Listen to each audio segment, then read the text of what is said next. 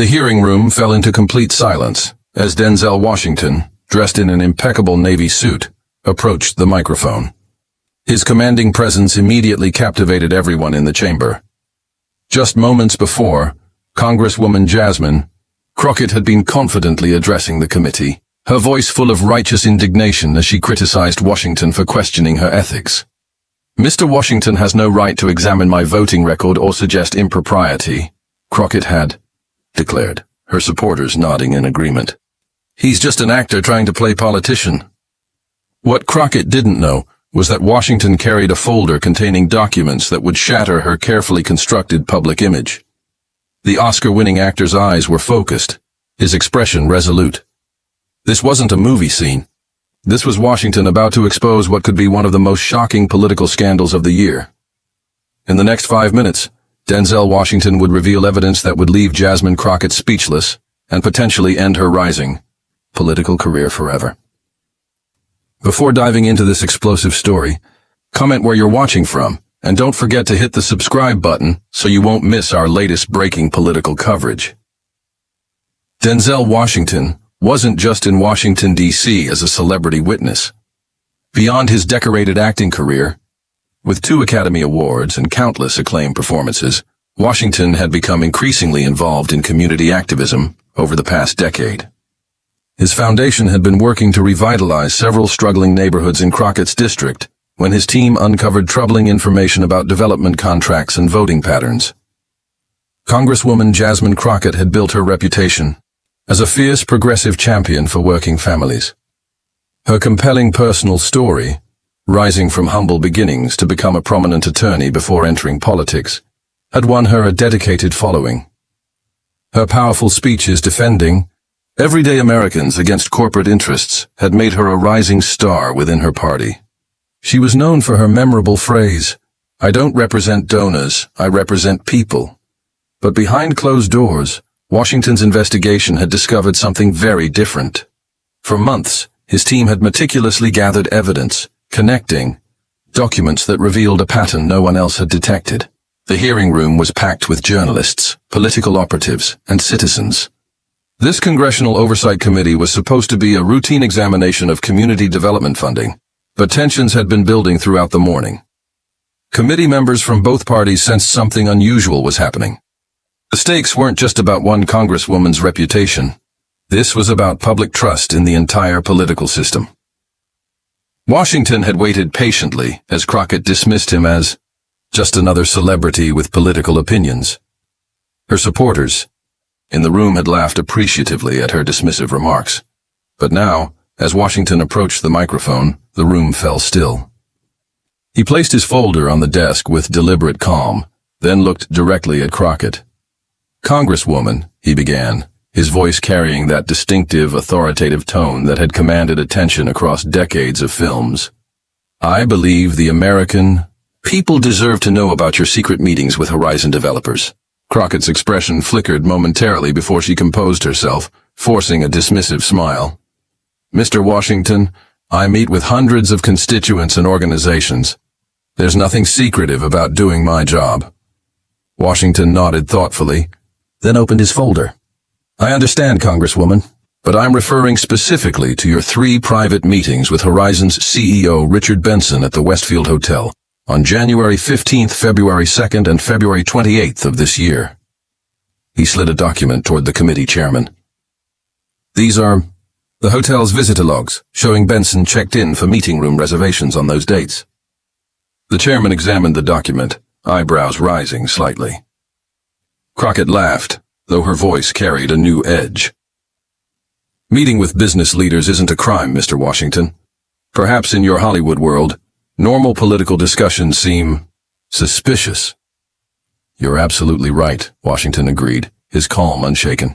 "Meeting with business leaders isn't suspicious at all. What raises questions is when those meetings are followed by a remarkable series of coincidences." He produced a second document. "This is the voting record showing that on March 3rd, just 3 days after your final meeting with Benson, you reversed your previous position and voted to approve the rezoning of the East Side District." Murmurs spread through the audience. Washington continued, his voice measured but unwavering. The same East Side district where residents of my foundation's community programs were fighting against commercial development. The same district where, 1 week after your vote, Horizon developers purchased 6 city blocks for a luxury development project that will displace over 400 families. The committee chairman leaned forward. Congresswoman Crockett would... You like to respond to this? Crockett straightened her papers, her composure still intact but strain showing around her eyes. This is absurd. I changed my vote based on amendments that better protected community interests. Mr. Washington is presenting normal legislative work as some kind of conspiracy. Perhaps, Washington acknowledged, except for this. He produced another document. This is a bank statement showing a wire transfer of $250,000 from Offshore Account Holdings LLC to the Crockett Family Foundation on March 5th, 2 days after the vote. The room erupted. Journalists began frantically typing on their phones. Crockett's supporters looked around in confusion. That donation was fully disclosed in my foundation's reporting. Crockett's voice rose above the commotion. There is nothing improper about receiving charitable donations. Washington waited for the noise to settle. I agree, Congresswoman. Charitable donations are commendable. But when my team investigated Offshore Account Holdings LLC, we discovered something interesting. He slid another document forward. This corporate registration document shows that Offshore Account Holdings LLC is a shell company established by none other than Rebecca Benson, the wife of Richard Benson, CEO of Horizon Developers. Camera flashes illuminated the room. Crockett's face had gone pale. Congresswoman, the committee chairman said, his tone now grave. Did you disclose this apparent connection when you changed your vote on the East Side rezoning? Crockett began, then stopped, her usual eloquence failing her. I wasn't aware of any connection. The donation came through proper channels. Perhaps you weren't, Washington said, his tone now softer, but somehow more devastating. But I have one more document to share. The tension in the room had become unbearable. Even Crockett's strongest defenders were watching with growing concern. Washington produced an email printout. This is an email from your Chief of Staff, Marcus Jenkins, to Richard Benson, dated January 12th, 3 days before your first meeting. It reads, and I quote, "The Congresswoman appreciates your discretion in this matter. The Westfield Hotel offers the privacy needed for these discussions. She looks forward to finding a mutually beneficial arrangement regarding the East Side situation." The room exploded into chaos. Several committee members began shouting questions simultaneously. Photographers surged forward. Crockett stared at Washington, her political composure crumbling before the nation's eyes. The chairman banged his gavel repeatedly. Order! We will have order in this hearing. As the room gradually quieted, Washington remained standing calmly at the microphone, the evidence laid out before him. Crockett whispered something to her attorney, desperation evident in her gestures. Washington wasn't finished.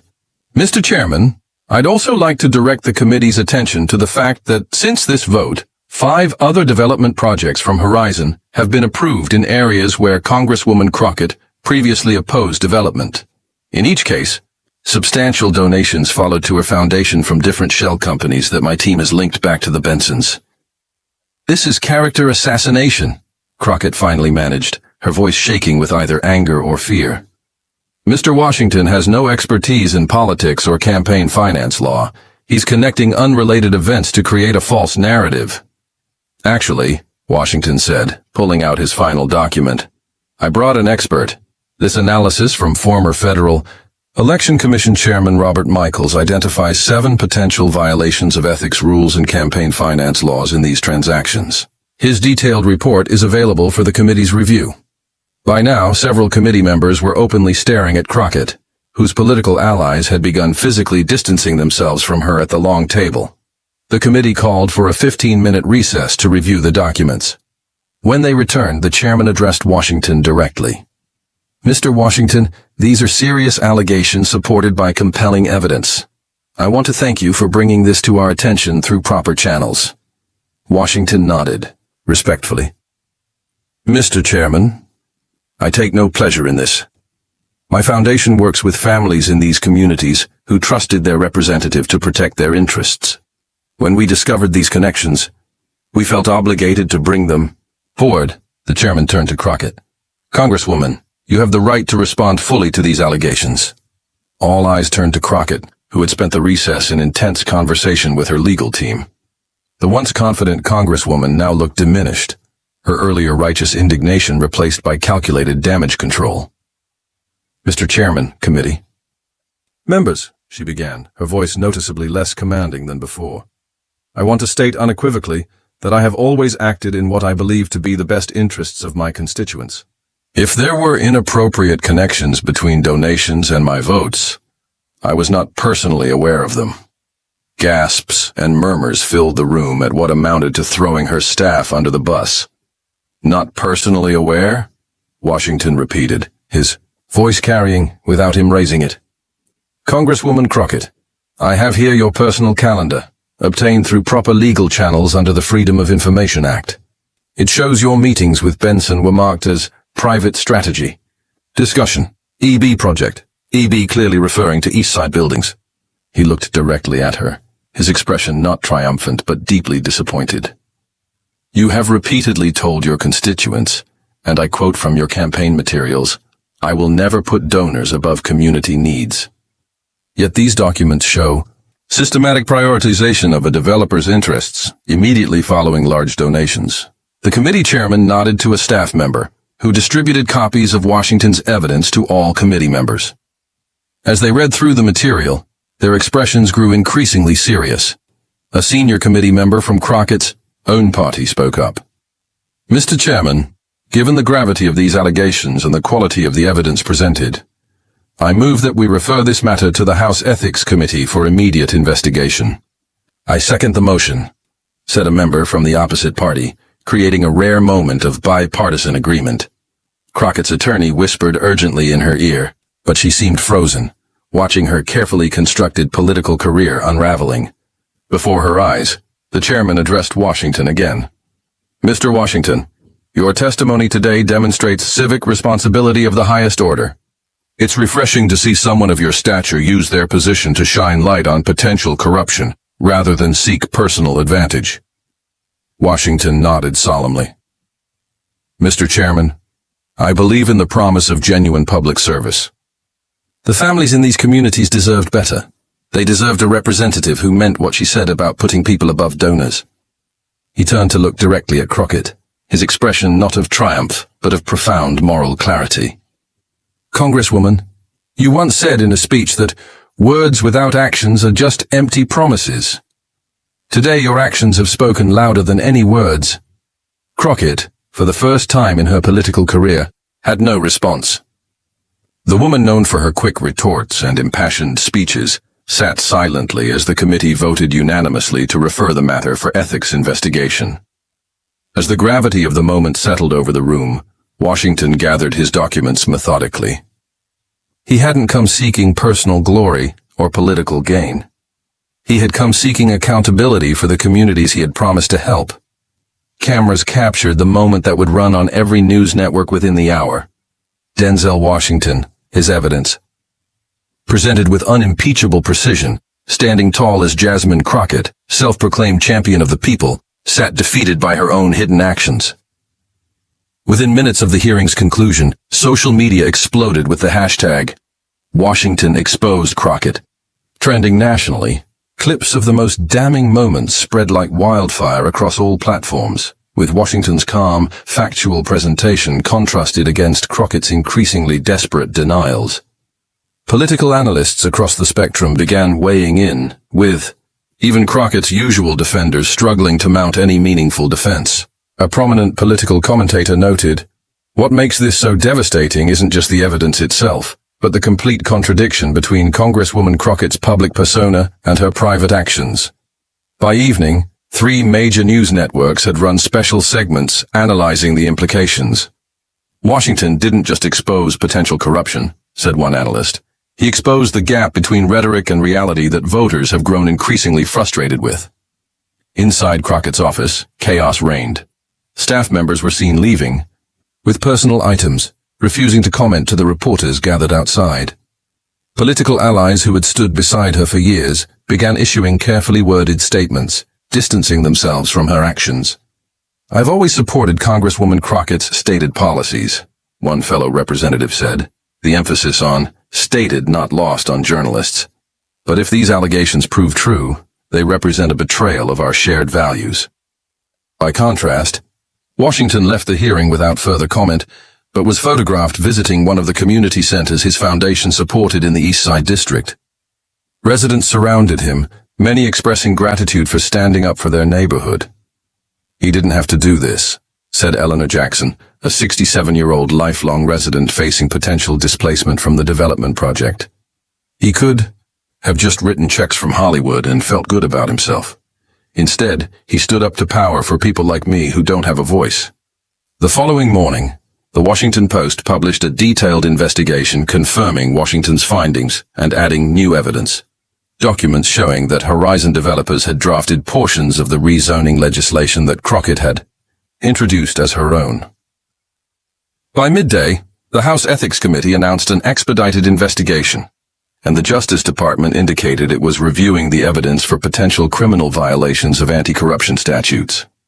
Crockett finally emerged to make a statement, surrounded by a notably smaller entourage than usual. Gone was her trademark, confidence, replaced by a carefully scripted statement clearly crafted by crisis management professionals. "I take these allegations very seriously," she read from prepared remarks, "and I welcome the opportunity to address them through proper channels. I remain committed to serving my constituents while this matter is resolved." But the damage control came too late. Political observers noted that the timing couldn't be worse for Crockett, with primary filing deadlines approaching and potential challengers already signaling their intentions to run for her seat. "Her political career may never recover," noted a veteran political strategist. "This isn't a minor scandal that can be weathered with an apology. This strikes at the core of her political identity as a champion of everyday people against powerful interests." Meanwhile, Washington's actions earned praise even from those typically critical of celebrity involvement in politics. An editorial in a leading newspaper noted, "Washington didn't seek the spotlight here. He did the painstaking work of building an evidence-based case and presented it with dignity rather than sensationalism. This represents civic engagement at its finest." Community organizations in the affected neighborhoods announced plans to challenge the development projects in court, using Washington's evidence as the foundation for their legal strategy. Legal experts gave them significantly improved chances of success. "What Washington did," commented a professor of political ethics, "was expose not just one congresswoman's apparent corruption, but a system that allows private interests to be disguised as public service. The implications go far beyond one district or one development project." Former supporters of Crockett expressed the deepest disappointment. "I believed in her," said a campaign volunteer who had worked on her last election. "I believed she was different. Finding out it was all an act, it makes you question whether anyone in politics is genuine." But perhaps the most significant aftermath was the announcement that several other community advocacy groups, inspired by Washington's example, were launching similar investigations into development deals in other districts around the country. "Denzel Washington didn't just expose one corrupt arrangement," said the leader of a national government ethics organization. "He may have created a template for citizen oversight that could bring accountability to communities nationwide." As evening fell on the day after the hearing, Washington was filmed having dinner with residents of the East Side District, listening to their stories without cameras or publicity teams, just a citizen doing what he believed was right. For Crockett, the future looked bleak. Political donations dried up overnight. Former allies refused her calls. The justice system's gears had begun turning. And most devastating of all, the constituents she had promised to champion now viewed her with contempt. This wasn't just about the end of one political career. It was about the power of truth to cut through carefully crafted political personas. It was about the responsibility of citizens, whether famous or not, to demand integrity from their representatives. The final image that dominated news coverage captured the entire story in a single frame. Washington, surrounded by community members, their faces showing renewed hope, while in the background, a billboard featuring Crockett's campaign slogan, "People over Profit," was being taken down. Thanks for watching this explosive political story. Don't forget to like this video and subscribe to our channel for more breaking political coverage. Hit the notification bell so you'll know immediately when we release our follow-up investigation. Is Jasmine Crockett just the tip of the iceberg? Leave your thoughts in the comments below. Do you think more politicians should be held accountable like this?